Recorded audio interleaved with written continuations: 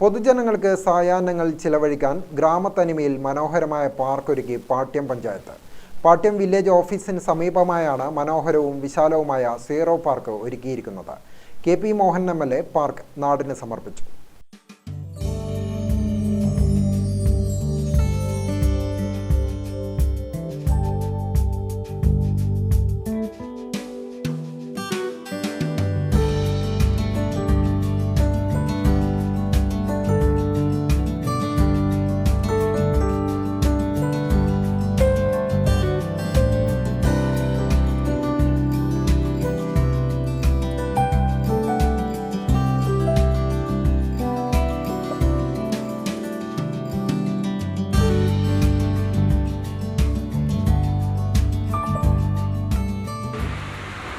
പരിപാടികളുമായി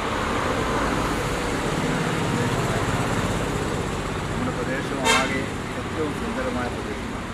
പക്ഷെ അതിനെ നശിപ്പിച്ചത് അല്ലെങ്കിൽ ഇല്ലാതാക്കിയത് ഈ വേസ്റ്റ് മാലിന്യങ്ങളുടെ കൂമ്പാരമായിട്ട് പല സ്ഥലത്തും മാറിയപ്പോൾ അതിൻ്റെ ഭാഗമായിട്ടുണ്ടായിരുന്ന ഒരുപാട് പ്രശ്നങ്ങളൊക്കെ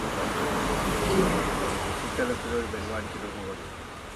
മാലിന്യമുക്ത കേരളം എന്ന ഏറ്റവും മഹത്തായ ആശയം നടപ്പിലാക്കിക്കൊണ്ട് ഓരോ പ്രദേശത്തും ഓരോ സ്ഥലത്തും എല്ലാവരും അടക്കം ചേർന്നുകൊണ്ട് അതിനു വേണ്ടിയുള്ള വിവിധ പരിപാടികളൊക്കെ മുന്നോട്ട് പോകും. പാട്യം ഗ്രാമപഞ്ചായത്ത് വളരെ ശക്തമായിട്ട് ഇത്തരം കാര്യങ്ങൾ.